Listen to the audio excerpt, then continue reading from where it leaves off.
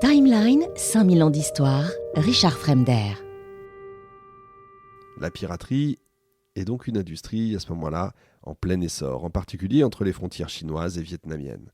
Mais quand la dynastie vietnamienne des Tay Son tombe, le nouveau régime nguyen voit désormais les pirates d'un mauvais œil, considérés comme des alliés des Tay Son.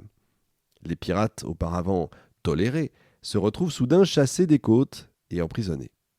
Aucun rival de la nouvelle dynastie n'est alors admis. À la fin de 1802, les pirates qui ont survécu à la purge s'enfuient à Quan Cung pour panser leurs plaies et réparer leurs voiles. Ching Yi et Ching Shi ont joué un grand rôle dans ce retour vers la province chinoise des pirates vietnamiens. Ils ont conduit beaucoup d'entre eux à travers la frontière. Au sein de toute cette flotte pirate, Ching Yi est perçu comme l'unificateur et le patriarche, tandis que Ching Shi, elle, est l'organisatrice et l'ordre incarné. C'est une division du travail qui aboutit à leur réalisation majeure, l'unification des multitudes de petits clans pirates en une formidable confédération qui, en 1804, comptait 400 jonques et 70 000 hommes. Ching Shi a maintenant gagné le respect de tous. Elle règne sur les mers chinoises, tout comme sur les littoraux. D'autres flottes de pirates acceptent de travailler pour elle, des femmes devenues pirates et même des espions et des agriculteurs qui ont accepté de la rejoindre. Il est désormais temps de donner un cadre à cette grande alliance. Ching Shi et Ching Yi organisent leur confédération en 6 escadrons, chacun nommé d'après la couleur des drapeaux qu'ils arborent, rouge, noir, blanc, bleu, vert et jaune. Les Qing commandent le célèbre drapeau rouge. Ces pirates ne sont pas sans honneur, contrairement à l'image que peut renvoyer leur statut. Plus de place au hasard, les pirates ont maintenant une charte formelle à suivre qui définit la justice pirate. Le document signé par les chefs stipule la responsabilité des soins médicaux et d'une pension en cas de blessure d'un pirate dans l'exercice de ses fonctions. Elle codifie également la distribution du butin, elle définit les procédures de négociation que les pirates occidentaux appelaient parley et les numéros d'immatriculation des navires pirates. Ce qui est peut-être le plus intéressant, c'est que cette charte a réduit l'usage de la violence par les pirates contre ceux qui collaborent avec l'État. Si les habitants de Canton dévoilent au gouvernement ou à l'armée les plans des pirates, la charte prévient toute forme d'action brutale contre eux et incite à ignorer les actes de délation pour s'éviter les foudres de l'armée chinoise. Cette nouvelle forme de coopération est une réussite. À la fin de l'année 1805, la Confédération des pirates compte 3 fois plus d'hommes que la marine impériale. Elle occupe une place prépondérante non seulement sur la scène nationale, mais aussi sur d'autres puissances internationales, notamment européennes, grâce à son contrôle des voies maritimes locales. L'unification a également transformé la tactique des pirates. Auparavant, ils n'attaquaient que des navires de plus petite taille ou de la même taille que leurs propres navires, et encore, seulement quand la victoire était, on va dire, presque acquise d'avance. La raison, les équipages à temps partiel des pêcheurs hors saison n'avaient qu'un accès limité à de gros navires et à des armes perfectionnées, ce qui limitait, du coup, les objectifs.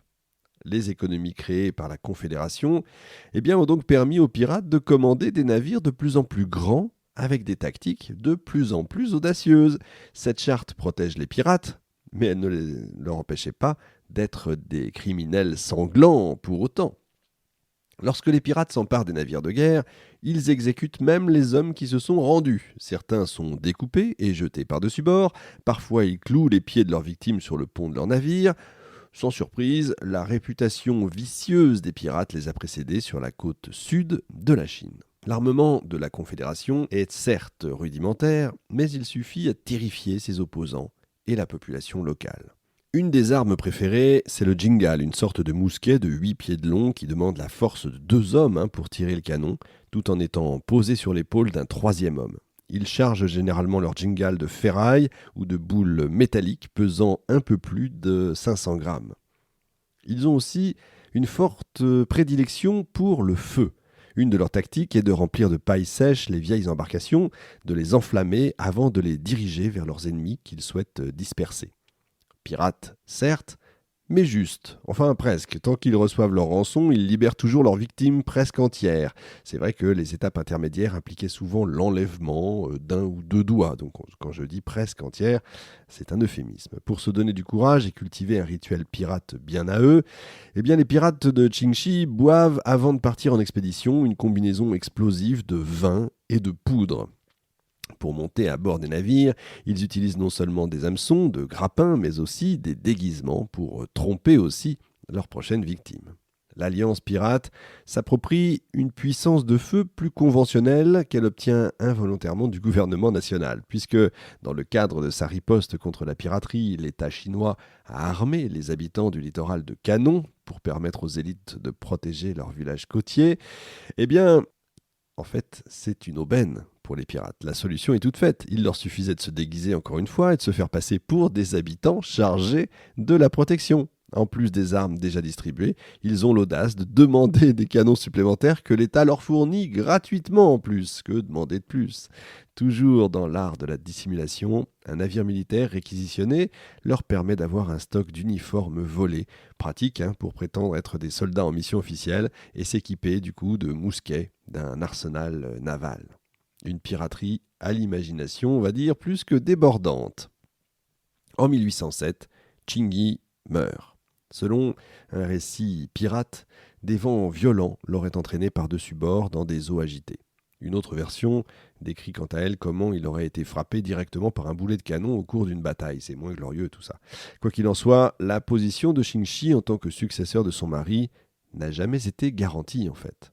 Et malgré ses compétences plus qu'attestées au fil des années, eh bien les rôles masculins et féminins de l'époque font d'elle l'accessoire de Qingyi plutôt que sa seconde. Une rétrogradation que Qingxi, vous l'imaginez bien, ne peut supporter. Une rétrogradation surtout qui néglige son génie tactique et son ambition. Après la mort de son mari, elle doit absolument agir vite pour protéger sa position de chef de la flotte pirate. Elle commence par consolider ses relations personnelles au sein de la Confédération pour cristalliser son pouvoir. Les liens familiaux au sein de la Confédération sont forts. Les pirates de la mer de Chine méridionale étaient à l'origine de petites entreprises familiales qui se sont par la suite rassemblées. Et le fait qu'un grand nombre de groupes pirates appartiennent à la famille élargie de son défunt mari a certainement facilité l'allégeance des commandants des autres flottes. Ensuite, grâce à sa diplomatie habile, Qingxi se garantit petit à petit la loyauté des autres grands courtiers pirates de la côte sud de la Chine.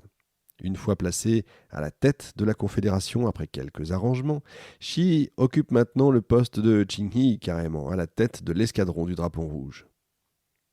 Et, en tant qu'escadron le plus puissant de la flotte, être chef du Drapeau Rouge revient à devenir le chef de toute la Confédération. Toutes ces prochaines actions devront donc être prises avec soin et intelligence pour éviter la chute. Chacun de ses assistants devra être un pirate compétent et engagé, accepté et respecté par le reste de la flotte et possédant un talent manifeste pour la stratégie pirate. Tout aussi important, si ce n'est le plus important, tous doivent être absolument loyaux envers Qingxi. Le pirate qui possédait le plus clairement tous ces critères s'avère être celui qu'elle a désigné comme son propre fils adoptif, Chang Pao. C'est une manœuvre qui n'est peut-être pas sans rappeler, vous savez, celle de Sisi, l'impératrice chinoise du 19e. Je vous invite d'ailleurs à écouter l'émission qu'on a faite sur sa vie. Il est fils de pêcheur, capturé par la Confédération au moment de son adolescence. Chang Pao a été intronisé dans l'escadron du Drapeau Rouge par Qingyi lui-même.